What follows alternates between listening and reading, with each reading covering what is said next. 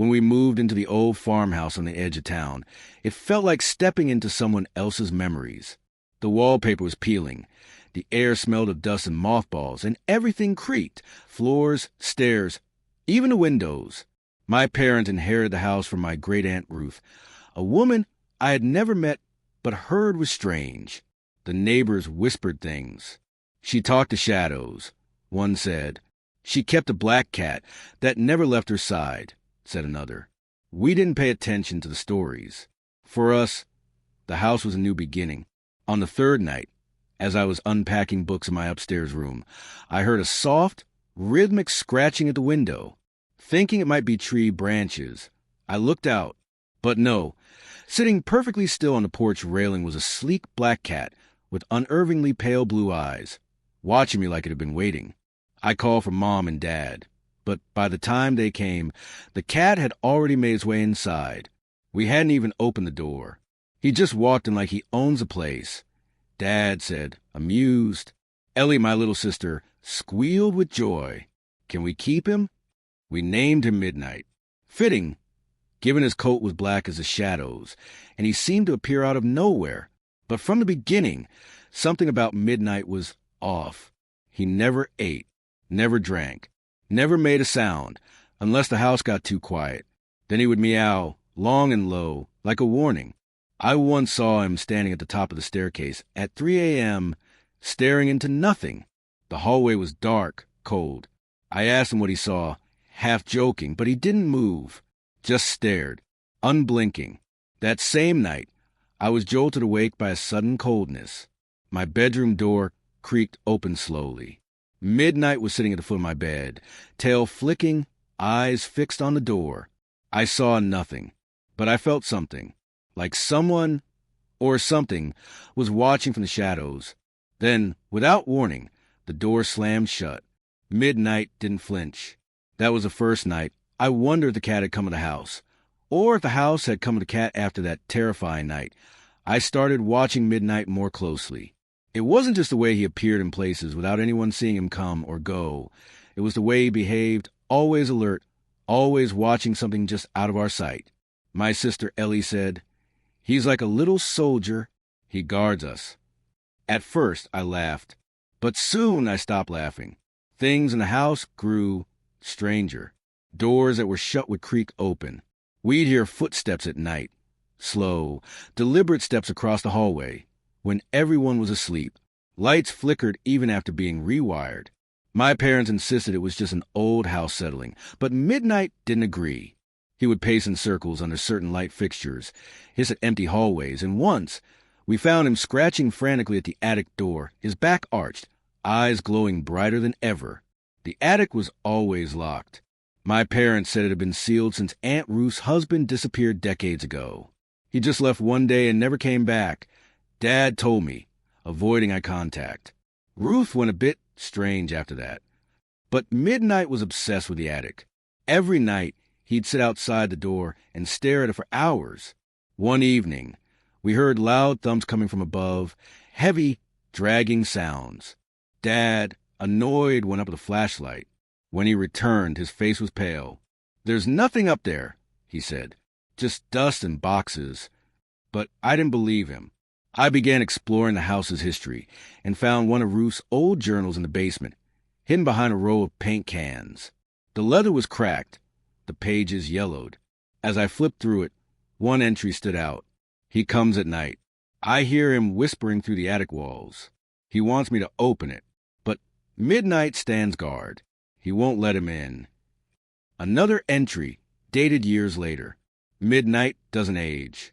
He still watches the attic. He still protects me. I'm afraid to die. Who will guard the house when I'm gone? I froze. The cat in the photo attached to the journal was identical to ours. Same sleek black fur. Same pale eyes. It couldn't be. Cats don't live for decades. And yet, there he was. That night, I followed Midnight again. The attic door was ajar. How? We never unlocked it. He pushed it open with his paw and stepped inside. Swallowing my fear, I followed with a flashlight. The air was thick and cold, and the wooden floor groaned under my weight. At the far end of the attic was an old trunk. large, covered in a thick layer of dust.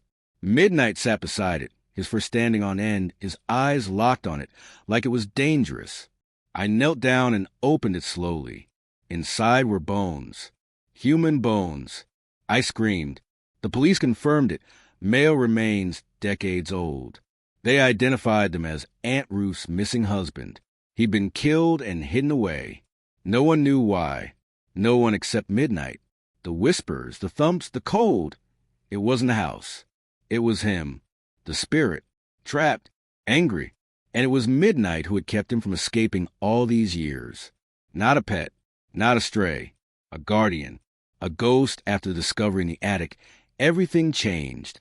The town buzzed with the news of Aunt Ruth's husband's remains being found.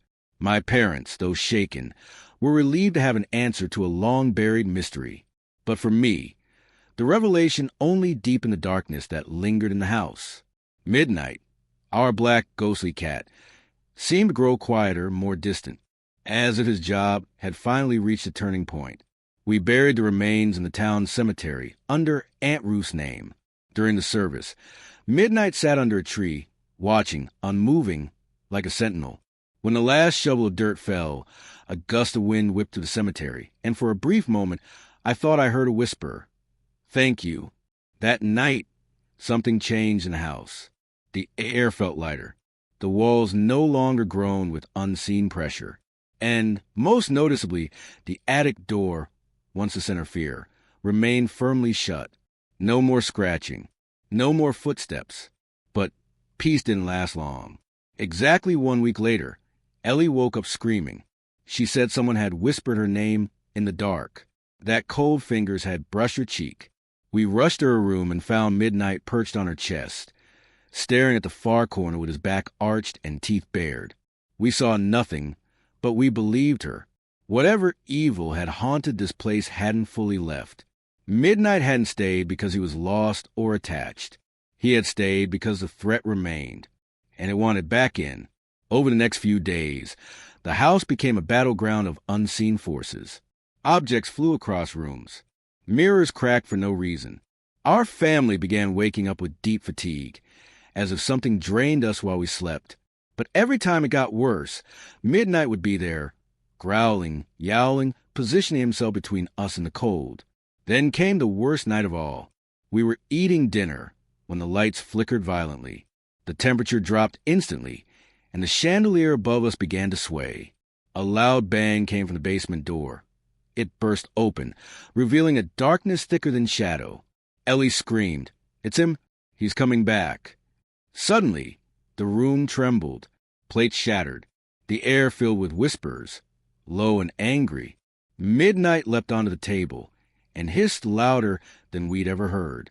His eyes glowed like twin moons, and for a brief moment, I saw the outline of something behind us.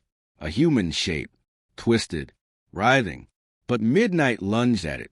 There was a sound like thunder and silence. Everything went still. Midnight collapsed on the floor, breathing heavily. I picked him up. He was warm, alive, but changed, exhausted. Since that night, the house has been calm. No whispers, no moving shadows. But Midnight remains. He follows Ellie everywhere, sleeps at her feet, watches the hallways at night, like a soldier still on duty. I now believe Midnight was never just a cat. He's something older, deeper, a protector tied to the bloodline, to Aunt Ruth, to all of us. We tried to take him to the vet once. He disappeared on the way. The moment we got home, he was sitting on the porch, waiting, watching. We don't question him anymore. We just let him do what he was meant to do. Because some houses are cursed, and some families are marked. And Midnight, the ghost cat, is our eternal guardian.